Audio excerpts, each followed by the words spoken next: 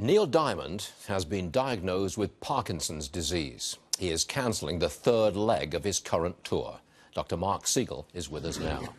Parkinson's disease, it comes in lots of different varieties. Do you know what kind Neil Diamond has? From what he's saying, I think he has Parkinson's disease itself, the actual disease which is affecting 1 million people in the United States. It's the #1 movement disorder in the world. Really? #1 in the world, and it causes such great disability. And the fact that he's coming out publicly about this is very good for people everywhere. Same as Michael J. Fox coming out in 1991 and building a foundation that does advanced research. Very important.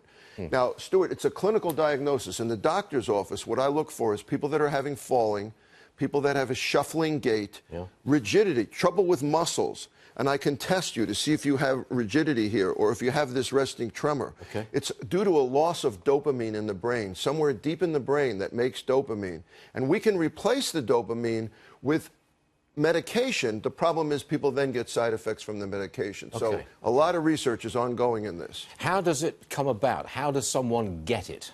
Well, it's a neurodegenerative disease, meaning the cells in the brain itself start to deteriorate. 15% of the time it's genetic. Okay, so it's inherited. 15% of the time. It's part of your genetic structure. The rest of the time? We don't know. We don't have the reason for that. But we're looking into why that may be happening. In the 85% that's not genetic. We're using now deep brain stimulators. That's really what's been going on in the last decade, where we literally implant electrodes in the brain. A lot of research going on, and re-stimulate that part of the brain. Can improve movements. That's one thing. And then we're looking for different models, as we talk about on the show here a lot, different proteins that we can modify to give you a better result than from a drug called Cinemet, which is most commonly used. I always think of Parkinson's disease, the primary symptom is shaking. Okay, Is that the primary way that you figure out maybe I've got it? That's one thing. The other thing is falling.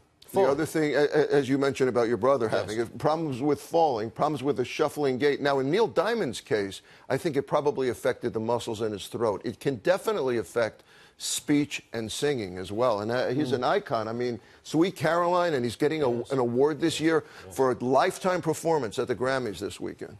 It's an extraordinary thing that it is so prevalent. It is the most common movement disorder in the world, bar none. Correct. And I want you to understand, when I say neurodegenerative, I mean the cells of the brain, the neurons of the brain, the nerve cells of the brain are deteriorating. It can cause depression, and it's very difficult to take care of.